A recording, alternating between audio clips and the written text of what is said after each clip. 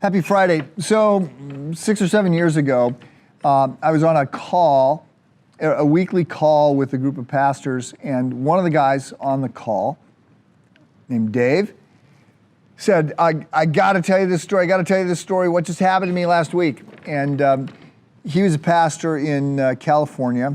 How you get that, he's Southern California. His goal was to surf every day of the year. How you get that gig, I don't know. But anyway, Southern California guy, but he would travel around and speak. He had written some books, and he was in Minnesota. And so back up, he said, a few years ago, I had this sense that I really, really wanted, even needed, an Alan Wiley Minnesota Kicks jersey. So he says, growing up in Minnesota, he goes, I've been a big fan of this soccer team, and my favorite player was Alan Wiley.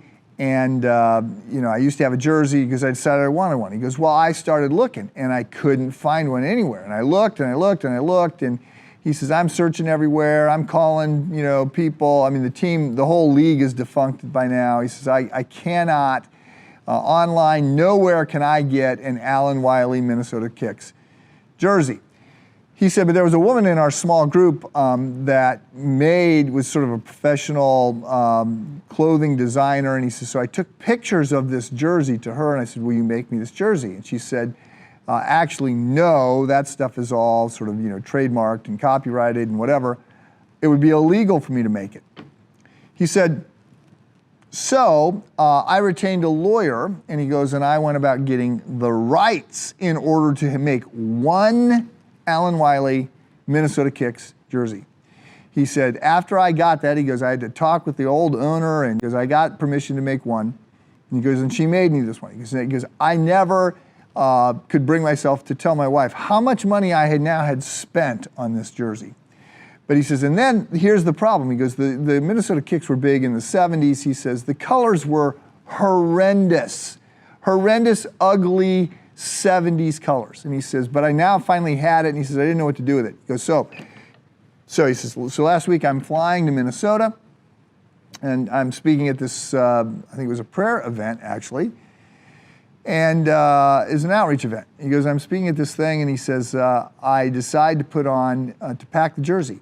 And he says, I'm speaking in the morning and he goes, I'm dressed in sort of business attire. And he says, and then I decide in the afternoon, he goes, just before I go up to speak, he goes, I decide it's time to put on the jersey. He goes, this is just like the weirdest thing. So he goes, so I go back and he goes, I change and I come out wearing this Minnesota Kicks Alan Wiley jersey. He said, I don't say anything about it at all. And he goes, after I'm done speaking, he goes, this guy comes up to me and he says, where did you get that jersey? And he says, oh, well, yeah, it's quite a story. He goes, no, that jersey doesn't exist. How in the world did you get that jersey? That jersey is, it's illegal. Nobody makes that jersey. Where did you get that jersey? And he goes, well, he starts to tell the story. He goes, no, stop. He goes, I'm Alan Wiley. You've got my jersey. And he said that Alan Wiley had explained that, then explained to him that he had come to faith about a year earlier, but nothing was happening in his life, and he was doubting his salvation.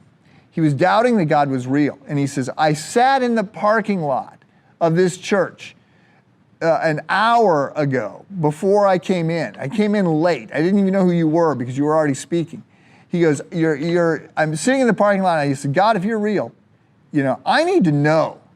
And he goes, and then I come in, and here you are wearing my jersey that doesn't exist. So they sort of have this amazing, connection, like, oh my goodness. And he says, I'm just processing the fact that years before Alan Wiley is going to sit in the parking lot of this church and pray, God, let me confirm that you're real. God puts in my heart to go on this wild, crazy goose chase and to have this shirt made. He goes, but it goes on from there. He said that I was also speaking at this small little church that evening.